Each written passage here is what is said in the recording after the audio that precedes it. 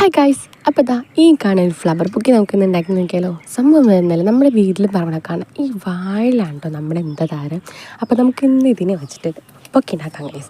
അപ്പോൾ ഞാൻ ഈ കാണുന്ന പോലെ ഇതിന് ചെണ്ടുപാട് ഇടാനായിട്ട് ഫസ്റ്റ് തന്നെ ഒന്ന് വാഴ വെച്ച് ചുറ്റി കൊടുക്കുക. അതിനുശേഷം എന്താ നീളത്തിൽ ഇതേപോലെ ഒരു വാഴ എടുത്തതിന് ശേഷം നമുക്ക് എന്തോരം ഫ്ലീറ്റ്സ് ആണോ വേണ്ടതെന്ന് വെച്ച് കഴിഞ്ഞാൽ അത്രയും ഫ്ലീറ്റ്സ് എടുത്ത് ഇതിന് നമുക്കൊന്ന് റാപ്പ് ചെയ്ത് കൊടുക്കാം. ഫുള്ളിങ്ങനെ ചുറ്റി കൊടുക്കണം കേട്ടോ, ഫ്ലീറ്റ്സ് ഇട്ട്. അപ്പോൾ നമ്മുടെ ഫ്ലവർ നന്നായിട്ട് അപ്പോൾ അത്യാവശ്യം വലുതാവും. നമുക്ക് എന്തോരം വലിയ ഫ്ലവറാണോ വേണമെന്ന് വെച്ചാൽ അത്രയും വലിയ ഇതെടുക്കാം. പിന്നെ വെച്ച് കഴിഞ്ഞാൽ നല്ല വെയിറ്റ് ഉണ്ട് ഗൈസ് ഇതിന്.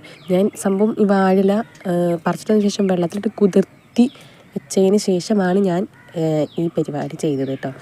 രാവിലെ വെള്ളത്തിലിട്ടു, പിന്നെ വൈകുന്നേരം വന്നിട്ട് എടുത്തു ചെയ്തു കേട്ടോ. അപ്പോൾ ഞാൻ ഇതേപോലെ ഒരു അഞ്ചാറിനൊക്കെ ഉണ്ടാക്കി വെച്ചിട്ടുണ്ട്.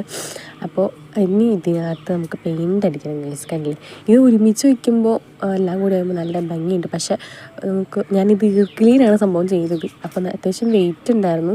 ബാക്ക് സൈഡ് 2 വന്നിട്ടുണ്ട് കേട്ടോ. 10 എടുത്തിട്ടുണ്ടായിരുന്നു ഞാൻ. രണ്ടെണ്ണം വന്നു. പിന്നെ നമുക്ക് ഇതിനകത്തേക്ക് നേരെ പെയിൻ്റ് അടിക്കാം ഗൈസ്. പെയിൻ്റ് എത്ര ഡീറ്റെയിലിംഗ് ആയിട്ട് ഫുള്ളും മുക്കി ഇതൊന്നും നോക്കണമെന്നല്ല, ജസ്റ്റ് അവിടെയൊക്കെ ആയിട്ട് നമുക്ക് ആക്കി കൊടുക്കാം ഗൈസ്.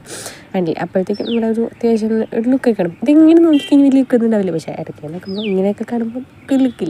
ഞാൻ അതിന് കുറച്ചുകൂടി ലൈറ്റ്സ് കൊടുത്തിട്ട് കാണിച്ചു തരാം ഗൈസ്. കണ്ടില്ലേ, നല്ല രസമല്ലേ കാണും. പിന്നെ ഞാൻ ഇതിന് ഷീറ്റിൽ പോയിട്ടൊരു ലുക്ക് ഉണ്ട് കേട്ടോ, അതും കൂടി കണ്ടാക്കണേ, കാണാൻ നല്ല രസമില്ല. അപ്പോൾ വീഡിയോ ഇഷ്ടപ്പെട്ടെങ്കിൽ ലൈക്ക് ചെയ്യുക, സബ്സ്ക്രൈബ് ചെയ്യുക. Okay, bye guys.